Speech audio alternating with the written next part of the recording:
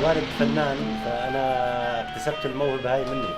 أنا دارس إدارة مشاريع، ولكن لما وصلنا على المخيم لهون وصارت عندنا الحرب والمأساة اللي صارت بسوريا. صار لي بمخيم الزعتري تقارب ال6 سنوات. يعني بين الناس أول شيء ما كانش بحلاقي، يعني بلش يسأل وين بحلاق، وين بي كذا، وين كذا. بلشنا أول شيء أنا كصغير بلشنا بمتابعين ونحلق على الخفيف، على ماكينات عدة خفيفة. الحمد لله يعني تطورت أمورنا شوي شوي وكل ما نعمل أحسن الحمد لله. So I came with myself actually, myself and my wife. I brought just my clothes. I worked for myself as a gymnastic trainer inside my home. So I started to teach the kids that in my neighborhood and inside my house. والله كان معي يعني بس يعني كان معي طفلين. كان عندي يوسف وغنى، ويعني كان يوسف تقريبا عمره سنتين و5 أشهر، وهي كانت يعني بعدها صغيرة، يعني عمرها تقريبا حوالي 40 يوم. فاجوا معي وهون جيت اجاني بالزعتري طفلين، يعني ولد وبنت كمان. The second help, the most big help was from UNICEF. They teach me life skills, they teach me psychological support, and I combine them with the gymnastic sport. It makes them believe in themselves. It makes them trust themselves, you know. It makes them thinking a lot about the future. Registration is the first contact point that we have with the refugee, and this information is critical for various reasons. So we undertake registration so that we can be able to know who are the people we are working with. We also undertake registration so that we are able to identify those needs. We do have about 45 organizations in the camp, including the different government agencies. For example, we have UNICEF, we have WFP, Oxfam, ACTED, IRD. Through data sharing, we are able to share that information so that they can use it in their own planning. The UN World Food Programme mission is to end hunger. Traditionally, this has been easy, where people have been hungry. We have brewed food in kind, such as corn and rice, and we have just distributed it to the people who need it. For a few years now, we're also doing something we call cash-based transfers, which means instead of giving food outright to people, we enable them to purchase their own food. This can take the form of mobile money, paper vouchers, prepaid cards, or even outright cash sometimes. As we've embarked on this journey with cash-based transfers, some problems have emerged. Among them are the costs that we would have to pay to enable these transfers. The distributions were taking very long. في ناس يعني كانت تدشر مثلا في البطاقة الإلكترونية على سوريا وتطلع مثلا تروح تدشر عند جيرانهم، عند حدا، عند مثلا يضلوا ياخذوا عليها.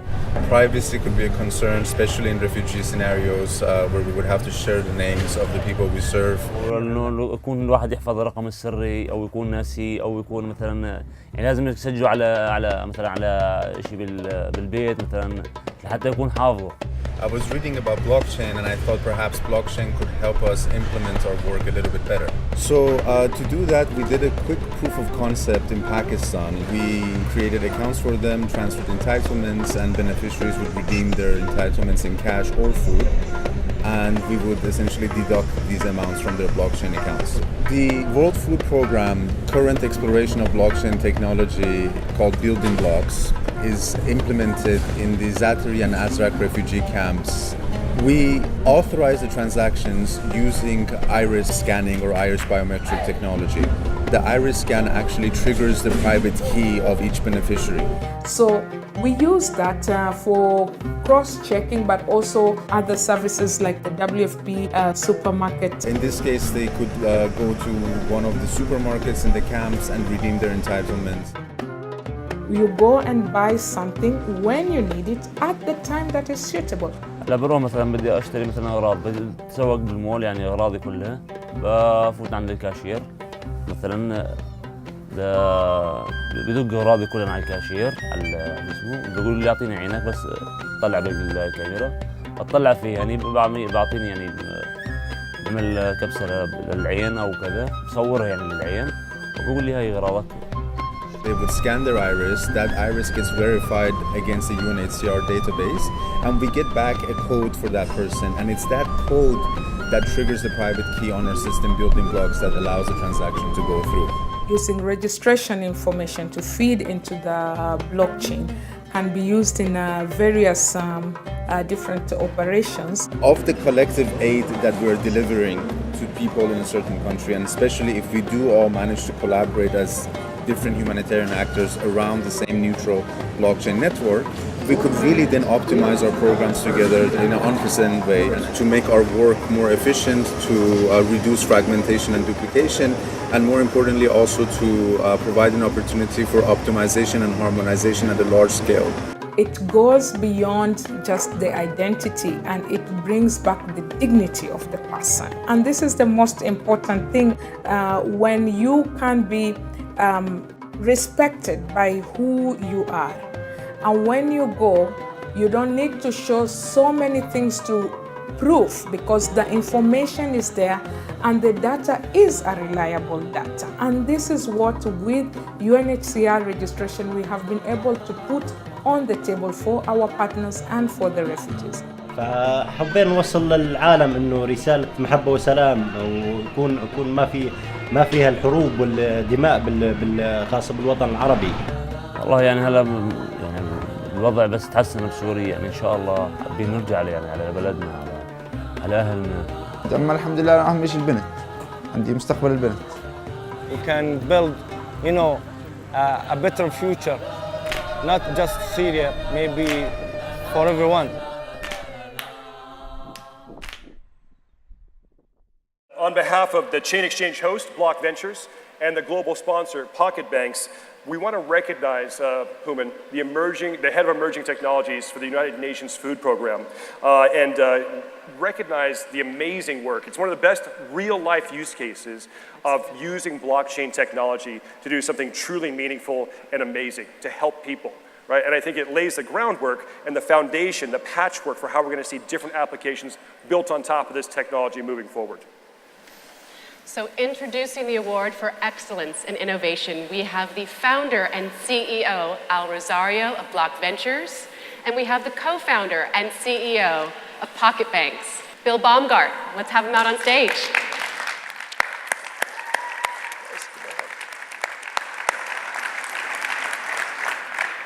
Welcome, guys.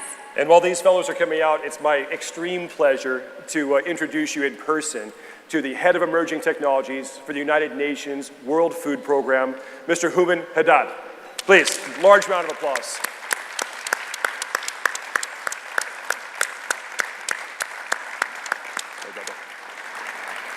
Please.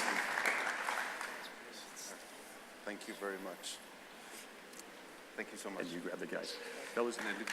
Yeah, wish I could take it for you. I'll hold this for you backstage. Thank you so All much. right, guys, Houman Haddad.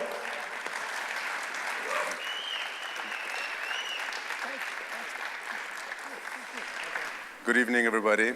It's an honor to be here. It's hard to believe, actually, that I am here accepting this award. Not too long ago, this was all a napkin drawing, and now it's a reality, and I still can't wrap my head around that. It's been an incredible journey. I work at the United Nations World Food Program. For those of you who don't know it, our mission is to end hunger. And traditionally, we've practically been a logistics company. We ship grain around the world like corn and rice, from where it was available to where it was needed. And for me, when I first proposed this to WFP, it was a bit of a hard sell. Like, people are like, why do we need Bitcoin at WFP? And it took a while to sort of say, okay, there's Bitcoin and everything, and then there's the underlying technology, blockchain, and that's what we want to do. And we eventually got the green light to, start testing this out.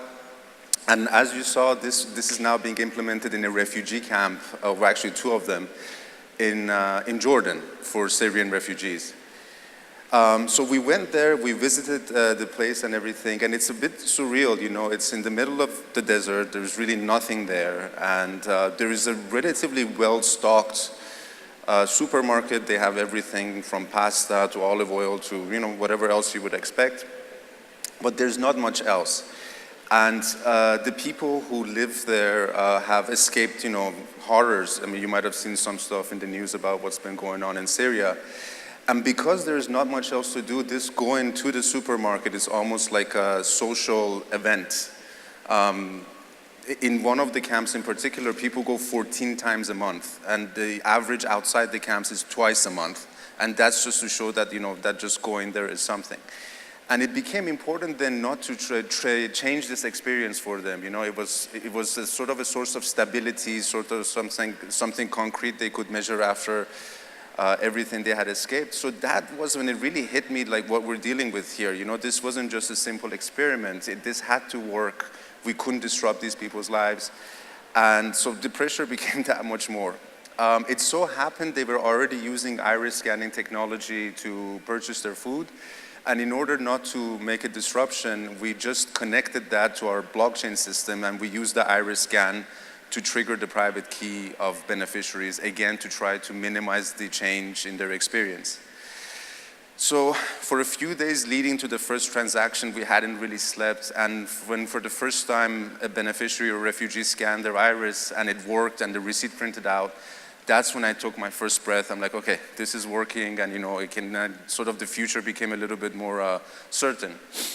Ever since, we've been trying to scale up. So we started with 100 people, we went to 10,000, we went to 100,000 this January, and we hope to reach 500,000 by the end of this year.